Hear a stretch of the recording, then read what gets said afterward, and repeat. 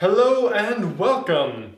This is Fact or Film. This is my first video and thank you very much for joining me. I hope you like what you see and I will try and upload videos semi-regularly on no set schedule as I am still a student. Quick little bit about me. I am not a scientist or a professional. I'm not anybody with any real credentials. I am merely a fan of science and a huge fan of film, science fiction film, fantasy films, historical fiction films. I just love movies. And I'm a huge fan of science as well and astronomy. And for that reason I decided to make this channel. That being said, please don't use me as a source for any projects. Double check anything you hear or read online, including any information you might get from me. While I do spend a lot of time to research these videos and make sure that my facts are accurate, I am not a scientist and some things may be incorrect. Anyways, without any further ado, here is The Martian. The film begins with our protagonist, Mark Watney, and the rest of his crew doing their respective sciencey things in and around the Martian hab. After a refreshing portrayal of scientists as normal people and not weird uber nerds, the team gets an update about an approaching storm with the winds of 8,600 newtons and a diameter of 1,200 kilometers. Let's pause right here for a second. Wind forces of 8,600 newtons? What does that mean? Storms are measured in air pressure and wind speed. If you want to say how much force wind is exerting, you have to clarify over what size area. For example, does the whole storm create 8,600 newtons of force on a square meter, a square kilometer, or a car? Just something annoying I noticed. This is by far the most criticized feature of the film. As I've said, it's already been extensively covered, so many of you will already know many of the issues with it, so I'll try and keep it short. They were based in reality by showing a massive dust storm. Mars actually is very stormy, and it has some moderately big dust storms that can last for weeks at a time. On top of that, once every 3 Mars years, which is about 5.5 Earth years, Mars is covered by a planet-wide global dust storm. Big storms with lots of dust. That's about all the similarities between the film and actual Martian weather. In order for the wind on Mars to send the sat dish flying and crash into Watney, the wind speed would have to be around 2,000 kilometers per hour. But the strongest winds on Mars top out at around 95 kilometers per hour, so yeah, not happening. The reason for this is that the Martian atmosphere is 1% the density of Earth's, and therefore cannot carry as much force as earthly bound winds. Meaning, while there are fast winds on Mars, they just can't throw stuff around like they do in the movie. But considering this was a major plot device to set the events of the movie going, I think it can be forgiven. Nevertheless, I can't help but think that there could have been a number of other disastrous events to kick the movie off and get all the stuff going. In reality, the biggest concern of the Martian wind is all the superfine dust being whipped around, landing on solar arrays, getting stuck to machinery, and interfering with electronics. It is a real major concern when engineers are designing equipment for Mars missions, and something they actually have to actively think about and plan for. During these dust storms, the amount of sunlight even reaching the surface of the planet goes way down. In 2007, the rovers Spirit and Opportunity shut down and went into survival mode for weeks of the storm to prevent damage to internal mechanics and conserve power, as it's very difficult to charge batteries via solar power during this time. Lack of solar power due to dust in the atmosphere is only one issue to consider. Another being that in the film, each time Watney walked inside with his suit on, lots of Martian dust would be trapped inside with him. And as I'll explain later in this video, the Martian regolith has a dangerous perchlorates in it, a type of salt that is toxic to humans. I don't really want to get more into the storm. There's a lot more to discuss, but it's been done before extensively and probably much better, so I'm sure you can find that elsewhere. A quick note before we move on though, the lightning and the dust storms you see in the movie isn't fiction.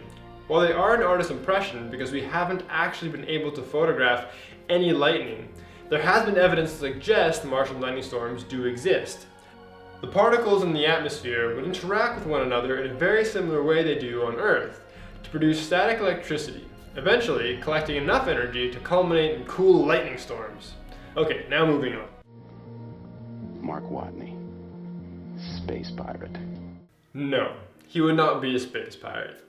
In my research, I found many different conflicting reasons legally explaining why what Mark Watney is proposing is true and false, but that seems to be the norm when it comes to law, and it mostly is just about who has the best arguments and the best nitpickers on their team. But one argument that I found stood out, because it was fairly simple, and that is good for my non-legal brain. For Mark Watney to be considered a space pirate, one needs only look at the legal definition of piracy: a robbery at seas. United States versus Furlong. Since Watney never had to use aggression or harmful intent to attain control of the Ares 4 MAV, he would not even be described as a pirate, and therefore no space pirate. Furthermore, his self-declared commandeering of the MAV might not even be considered a theft, because he is a NASA employee and the MAV is NASA property, so he would simply be misappropriating NASA property. Not only that, but if it was considered theft, then it would probably be defensible due to the nature of the theft, because he stole the MAV in order to save his life. This would be considered a theft out of necessity, and because it was not to the detriment of others and there was no other viable legal option, it would probably not give him the title of pirate. So unfortunately for him, he's not a space pirate. Although it does sound cool. Solanum tuberosum. Once Watney realizes that he is stuck on Mars, he takes stock of his food and discovers a problem. He only has enough food for 400 souls, and that's if he rations the remaining prepackaged food that was meant for the whole crew. The next Ares mission arrives in approximately 4 years, so he has to find a way to get 3 years worth of food. So in true Bear Grylls survival fashion, he decides to grow potatoes in a mix of Martian regolith and the crew's feces. The major issue with growing things on Mars is the lack of some important nutrients and biological components that aren't in the Martian regolith. Regolith is the word for soil when it doesn't have any organic components. Typically, soil refers to containing organics. To get around this issue, Mark Watney takes the freeze-dried organic waste from the rest of his crew and rehydrates it to make a lovely fertilizer. Unfortunately, since the feces is freeze-dehydrated, vacuum-packed, and put in the Martian atmosphere, it is entirely sterile, and no microbes would be alive in it. In order to re-establish the bacteria in it, Mark combines his own fresh specimen to the rehydrated mix. Once it is all blended, the bacteria would grow and spread, making a lovely environment for the potatoes to grow in. In short, the mix of the Martian regolith and the human waste would be able to make a potentially viable soil to grow potatoes in. Since Watney uses his colleagues' space poop to grow food, some people comment that the food would be contaminated with E. coli or other pathogens. Hepatitis A, for example. This, however, is only a problem if the feces is untreated. It will contain all the bacteria and pathogens the person who produced it had. All those fun bacteria will then contaminate the soil and can be passed on to anyone who then eats the food that is grown from it. Luckily for Watney, all of the crew's stools were freeze-dried, dehydrated, sterilized, vacuum-packed, and then left on the Martian surface. That is why he had to add his own feces to the mix to jumpstart the bacteria colonies again, which the plants need to grow. Any pathogens that might be in his own stool, he would already have in his body, and so it would be relatively harmless for him to eat the potatoes that came from his own special fertilizer mix. One of the things the film fails to address in regards to potatoes, and would make the Martian soil potentially unsowable, is perchlorates in the Martian regolith. Perchlorates, which I've already brought up, are a type of salt that are toxic to humans. It affects the thyroid by inhibiting the uptake of iodine from the bloodstream, as well as some other effects. The Martian regolith can have as high as a 1% bulk content of perchlorate. Since the potatoes that Mark Watney grows are in that Martian soil, they would either not grow properly with the extra unwanted salt, or take up the salt and become contaminated and toxic to Watney. In the real world, this actually has a very simple solution, and all he would have to do is rinse out the soil before using it to plant his potatoes. Apparently, Andy Weir didn't know about perchlorate when he wrote the book, and I guess it just never came up as they were filming the movie. It isn't exactly a huge fault though, so I don't blame them too much. The HAB was based off the current HERA mission by NASA. HERA, or Human Exploration Research Analog, is a self-contained environment that will allow NASA astronauts to train for any future missions to the ISS, Mars, or the Moon, or any other destination where personnel will have to spend an extended period of time together. HERA consists of a conical main structure with a vertical axis. which is referred to as the core. It has a loft, which is dedicated to crew quarters. This is above the main structure. Attached to the side is another cylindrical unit with a horizontal axis, which is the hygiene module. Finally, there's an airlock module attached to the main core section opposite the hygiene module. The complete Hera habitat has a total interior space of only 148.1 meters cubed. So it's much smaller than the HAB from the Martian, which is a floor space of 92 meters squared. Obviously, the HAB in the Martian is much bigger and more advanced than the Hera, but it is definitely plausible that NASA would be able to put something like the HAB, with its capabilities, on the Martian surface by the year 2035. All its systems for electricity, it just uses a basic solar farm for power, pressure, life support, or its radiation protection could be feasible, and most of these are current technologies that NASA wants to use or is currently using, or is currently developing. Something that I found interesting while researching for the HAB was the radiation protection, because I always figured that radiation protection would be one of the major issues that future spacefaring humans will have to address. When I watched the movie, I was skeptical about the amount of radiation protection the crew would be getting while on the HAB and while in transit, especially for the amount of time spent doing both. Now, the movie doesn't go into much detail about the type or quality of radiation protection that the HAB or the Hermes had. Maybe the book does, I haven't read it, so I'm not sure. But from what I could see in the film, it didn't seem like the HAB or the Hermes would have adequate protection. I always believed that the best form of radiation protection was using water to absorb the radiation. This can be done by storing the water of a space mission in a shell around the structure that needed shielding. In my research, I found that you would need to have about a layer 1 meter thick around whatever it is that you wanted to protect in order to achieve a safe levels of radiation inside that structure. This just seemed totally unfeasible for both the Hermes and the HAB, given by the way they are constructed and also from what you could see in the film. But after looking farther, I found that NASA is currently developing a material that does an excellent job of shielding astronauts or whole structures from radiation. It is called hydrogenated boron nitride nanotubes. Nanotubes always seem to be the answer in material science, that and graphene. NASA has also been able to turn this material into a fabric, which could be used on future spacesuits. Currently, NASA has only been able to produce this material in small quantities, but perhaps by the year of the Martian, 2035, this material will be a reality. Most likely though, the job of radiation shielding will fall to multiple technologies in the future. NASA does love redundancy. Another idea that NASA is exploring is a force field. As sci-fi as that sounds, the idea is to mimic the way the Earth's magnetic field protects the Earth from the extraterrestrial radiation. Currently, all plans for this require too much energy than what is currently feasible, but again, future NASA may not have that issue. All in all, the HAB is definitely within science fact versus science fiction.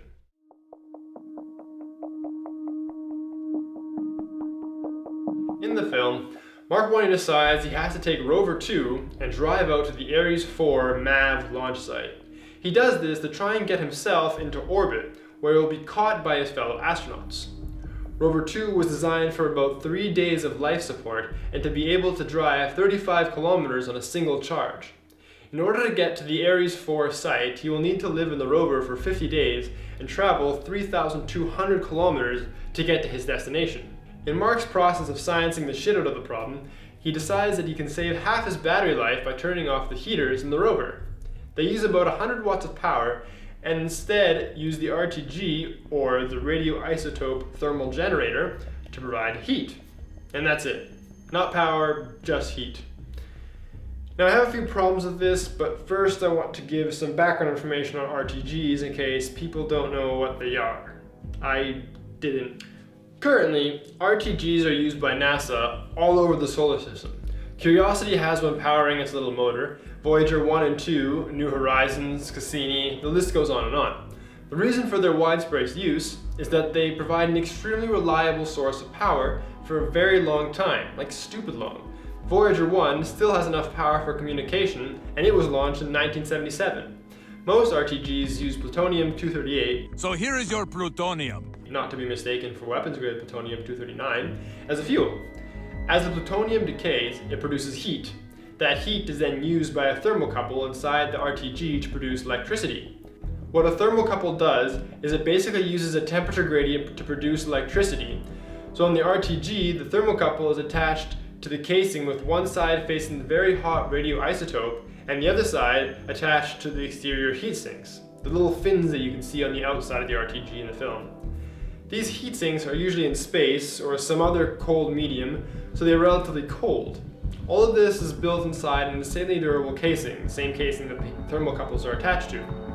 Because they are used so often, it gets sent up in rockets all the time, and sadly, rockets still don't have the best track record, and when rockets do fail, it usually ends in a massive explosion, and if this happened within the film's RTG, it would shower pulverized radioactive material all over a huge area.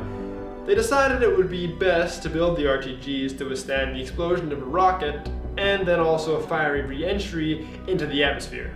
So yeah, they are tough. They are built like super tough. Built Ford tough. Now that you know a bit about RTGs, I'll discuss my first issue with their depiction. In the film, Mark describes the RTGs as less than safe. I mean, if they are built to withstand rocket explosions, Watney could do whatever he wanted to it and not even come close to breaking it. And even if he did somehow manage to break it, he would not only have to crack it, he would have to completely open it up, take out the iridium alloy-clad plutonium pellets, break those open, crush them, and then ingest the plutonium before it would do any immediate major damage. When plutonium-238 decays, the alpha particles that are emitted are not able to penetrate the skin. So that is why he would need to ingest the plutonium. Mind you, inhaling it would also do the trick. With all that in mind, the danger with which Watney describes the RTG seems just a little bit unfounded. My next issue with the RTG in the film is, unless I've completely missed something, if the crew had a perfectly functioning RTG with them, happily producing power, why on earth did they stick it in the sand to overheat and be avoided? It could have been very successfully utilized as a power source for the rovers to charge their batteries, or to charge the batteries of the HAB, or to heat the HAB and charge the batteries of the HAB. Actually, that last point would make a lot of sense, because heating is such a power hog and RTGs are very inefficient, about 4 to 8%. So being able to use both the electrical and the thermal energy of the RTG would be a big plus. For example of efficiency, an RTG the same size as the one shown in the film would give off about 100 watts of electrical power and just under 2,000 watts of thermal power, so 2,000 watts of heat. So if they put this in the HAB, it would feel like they had a nice little fireplace warming up their HAB. And then they could still use the electrical power.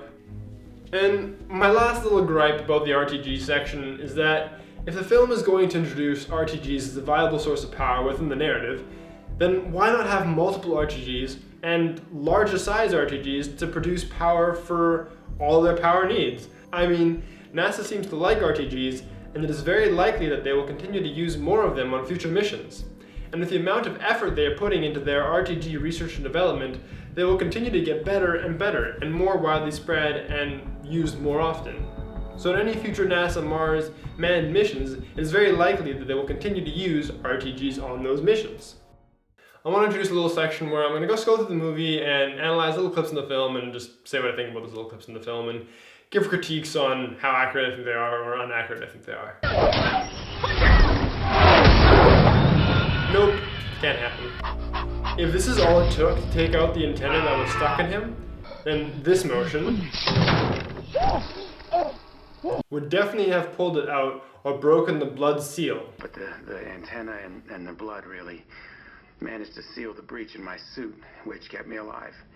Quick note on how it would look and feel to move around on Martian gravity. This is obviously very expensive to incorporate this in the filming of the movie, so I don't blame them whatsoever for not including it, but Veritasum is a very good little section on how it might look. We are now in Mars gravity.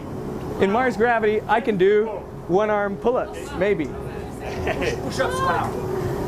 Push-ups like this. Yeah, like this. Wow. One out. I am the Martian. I just thought this was funny, given all the CEO and high-profile people resigning around the time of the release of this movie, after their organization had some kind of big muck-up, and they decided it was easier to just resign than to deal with the issue themselves. Are you going to resign? No. Director Sanders! No, they would have a real map. Why would they need to grab a map from the cafeteria? Duct tape mask probably wouldn't work, considering how unsticky duct tape is in the cold. I'm from Canada and it just doesn't work when it's cold out.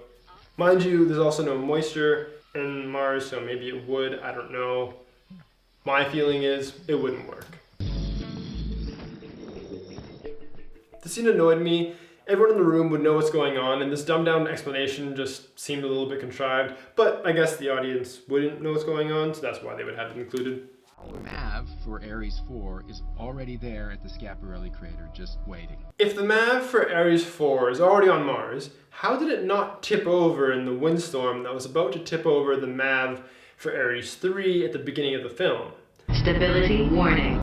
I mean, I know that it was over 3,000 kilometers away, but the storm at the beginning would have probably moved around, and given that it was a 1,200 kilometer wide storm, it could have very easily gone over and knocked over the other Ares 4 MAV. Not only that, if you're going to show these mega storms that can do a ton of damage, then it's fairly likely that there'd be more than one, or that they'd happen semi-regularly.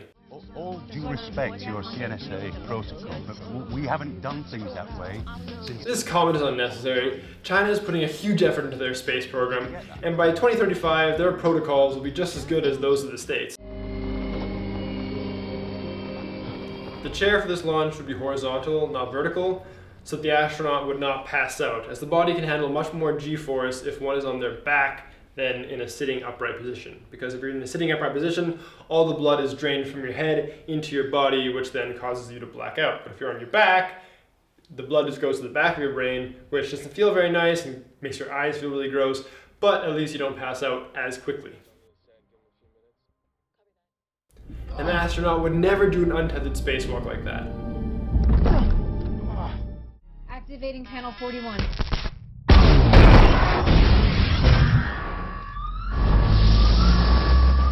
I don't believe this would work. Don't buy it. If I could find something sharp in here and poke a hole in the glove of my EVA suit, I could use the escaping air as a thruster and fly towards you. It would be easy to control because it'd be on my arm. I can't see you having any control if you did that. You'd be eyeballing the intercept using a thrust vector you can barely control. He should listen to his commander. Oh, no, he's going for it. 3.1 meters. No, look, it works. But no. Hand thrusters, just no. It's to the side of his center of mass, and he would just spin in circles each time he opened his hand. Like, that's not how physics works. Well, thank you very much for watching. I appreciate the time you take to watch, and hopefully you like my video. Please subscribe and like it. Like the video. Subscribe and like the video. As I said at the beginning, I will try and upload videos semi-regularly, and whenever I can, just upload things depending on how I'm feeling. Depending on my work schedule, I'll try and get videos out as regularly as possible. I really enjoyed making this video, and I really enjoyed The Martian. It was a really great film. Very few actual errors in the movie, especially compared to so many others. Like, it was very, very accurate in general. It surprised me how good of a job Ridley Scott does, especially considering the movies that he's done, like Alien and all those for science fiction films, which are a bit more out there in terms of science fiction fact. Whereas this movie does a very, very good job. Mind you, the book that's based off of is obviously super well researched. Andy Weir does a phenomenal job in researching his novel.